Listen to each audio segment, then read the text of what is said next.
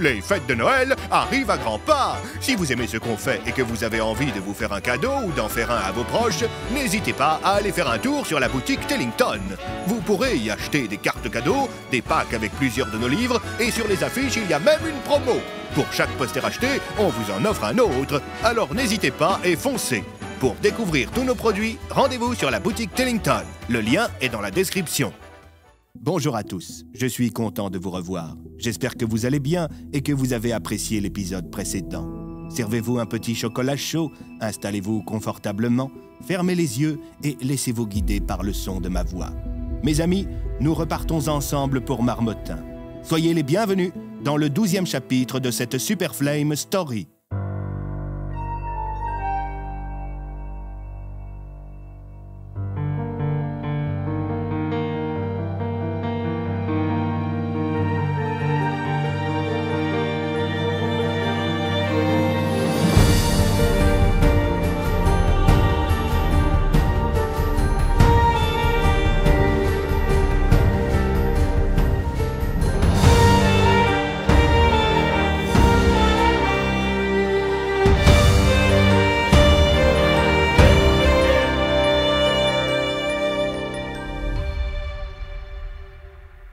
Triste blizzard. Chapitre 12. Le réveil. Léo était énervé. La récente mise sous protection de sa maison l'empêchait de sortir facilement.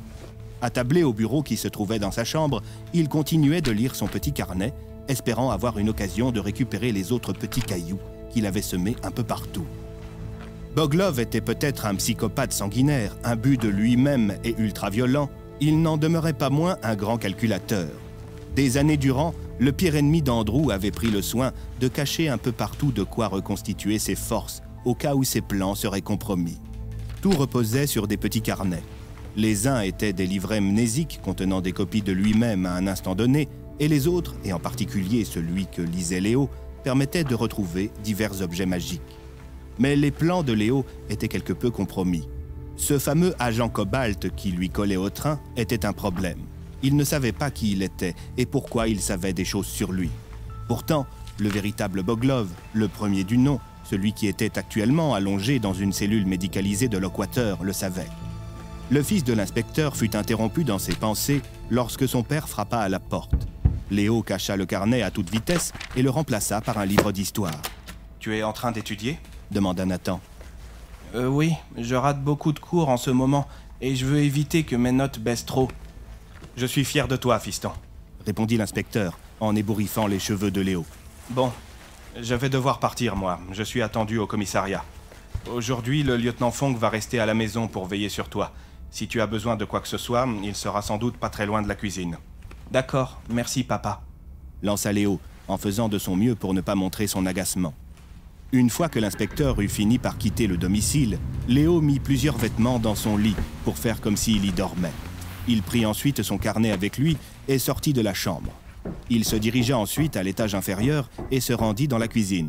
« Salut Léo !» lança Fonk. Ce dernier était assis à table et jouait à un jeu sur son smartphone. « Salut, je me prends juste un bol de céréales. »« Pas de souci, tu fais comme chez toi. Si tu as besoin de quoi que ce soit, tu hésites pas, hein ?»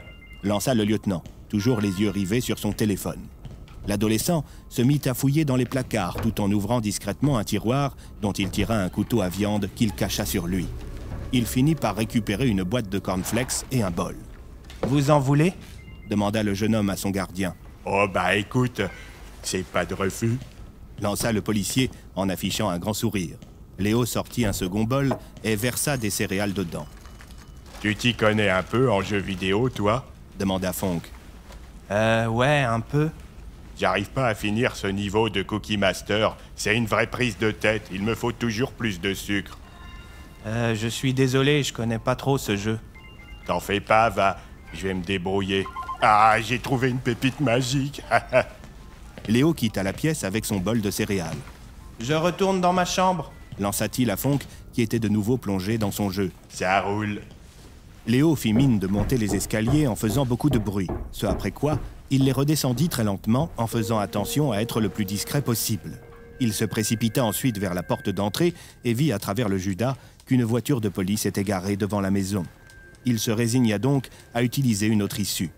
Il se rendit dans les toilettes qui donnaient sur un des côtés de la maison. Il ouvrit la fenêtre et passa au travers avant de longer le mur. Comme à l'extérieur il y avait beaucoup de brouillard et qu'il neigeait à gros flocons, Léo put rapidement rejoindre le trottoir et quitta le quartier au nez et à la barbe des policiers chargés de surveiller la maison. Mais il y avait une barbe à laquelle il n'avait pas échappé, et celle-ci s'était mise à le suivre assez rapidement, d'une manière peu discrète. Léo fit comme s'il n'avait pas remarqué qu'on le suivait. Il sortit son précieux carnet et se mit à le feuilleter en s'avançant dans les rues de Marmottin. Après de longues minutes de marche, il se retrouva dans le cœur historique de la ville. C'était un endroit où les routes étaient pour la plupart pavées et très étroites. Il en profita pour s'engouffrer à l'intérieur d'une ruelle qui séparait de vieilles maisons et se finissait en cul-de-sac. La personne qui le suivait lui emboîta le pas. Léo se retourna et sourit. « Salut, Oswald. »« Ravioli !» lança le vieil homme à la longue barbe. Il avait dans les mains une paire de menottes qu'il avait volées au commissaire Tassier. Le vieux bougre s'était mis en tête d'arrêter Léo à la manière des policiers. « Je suis désolé, vieux taré, mais j'ai d'autres plans. »« Vite, vite, Bloom, Bloom !» s'énerva le vieux fou en agitant les menottes devant Léo tout en s'avançant vers lui. « Bien essayé, mais ce n'est pas pour aujourd'hui. » lança Léo en sortant le couteau qu'il avait pris dans la cuisine. Les yeux d'Oswald s'écarquillèrent. Il recula à mesure que Léo lui tournait autour pour le bloquer dans la ruelle. Le Dokipa finit dos au mur. Il se mit à trembler. « Non, non, non, non, non, petit Bloom! Non, non, non, non, non, non, non, non, non, non !» Léo sourit.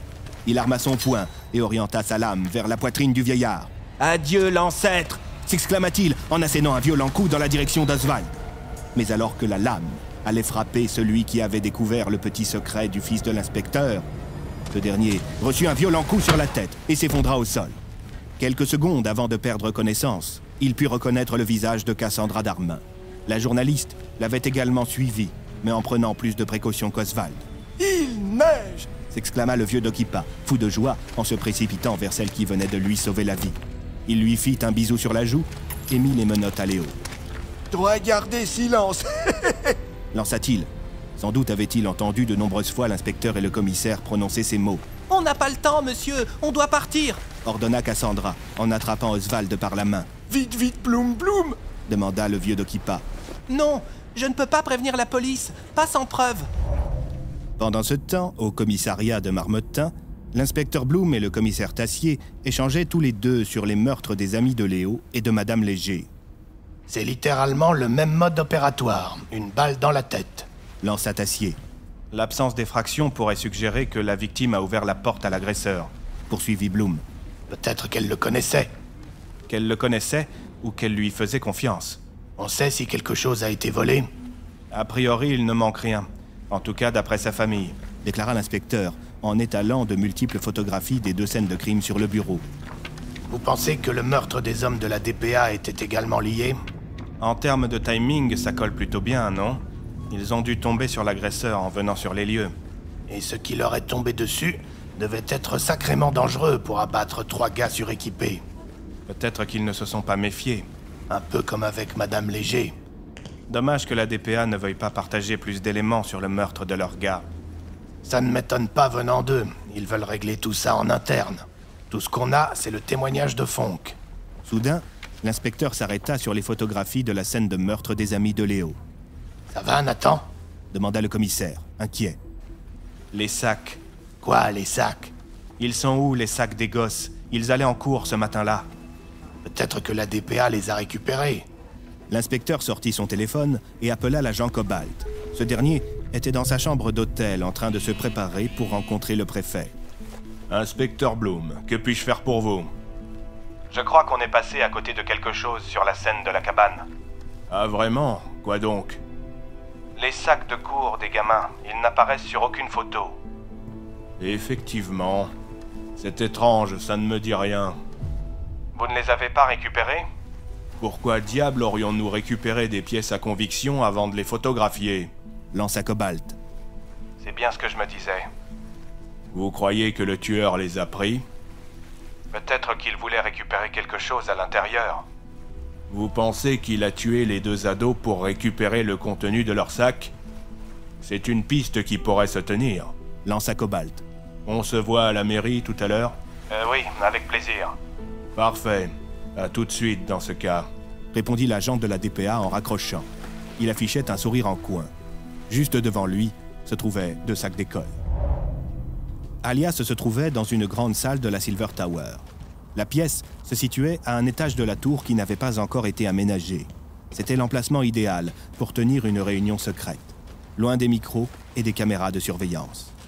Le chef de la DPA était assis sur une chaise en fer, un cathéter enfoncé dans le bras droit. Il était en train de recevoir une perfusion. Face à lui se trouvait un homme à l'allure étrange. Ses traits se situaient à mi-chemin entre un Inuit et un Indien d'Amérique. Il portait une épaisse fourrure et avait de longs cheveux noirs dans lesquels se trouvaient des plumes bleues. « Vous avez bientôt terminé, professeur ?» demanda le curieux personnage. « Je fais ce que je peux, Namej », déclara la voix d'une femme qui s'affairait à mélanger et broyer toutes sortes de cristaux et de végétaux à l'allure étrange. Elle portait également des vêtements semblables à ceux de l'homme qui l'accompagnait. Quelques détails trahissaient ses origines terrestres. Elle portait des lunettes plutôt modernes et ses longs cheveux roux et bouclés n'étaient pas du tout un trait répandu chez les gens des plaines. « Alors, professeur Lorne, lança Alias. Comment ça se passe en ce moment en Egadia ? C'est toujours aussi compliqué avec l'Empire, mais les clans des plaines sont pour l'instant épargnés. À part ça, la situation à Isenak est plutôt stable, et je continue d'échanger avec l'ordre des lettrés. Répondit la scientifique en aspirant le contenu de son mortier à l'aide d'une seringue. Je vois. Et vous, Alias ? Comment vous allez depuis ma visite de la semaine dernière ? Demanda Emily en s'avançant vers le chef de la DPA. Ça se dégrade, j'en ai bien peur. Je vous l'ai déjà dit, je ne peux que ralentir le processus et diminuer au maximum l'apparition des marques, mais votre temps reste compté. Répondit la femme de science qui avait quitté la Terre pour Egadia il y a maintenant 2 ans.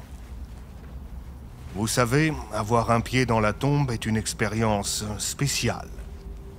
C'est pour ça qu'il vaut mieux être entouré dans ce genre d'épreuve. Je ne peux pas.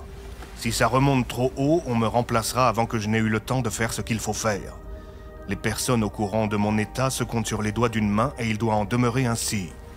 La discussion fut interrompue lorsque le téléphone d'Alias sonna. C'était un appel de Lockwater. Oui, Conrad ? C'est Nicolas Boglov, monsieur. Qu'est-ce qu'il y a ? Il a ouvert les yeux. Retrouvez chaque jour un épisode de Triste Blizzard à 6h30 sur Tellington et à 17h30 sur YouTube. Les liens sont dans la description.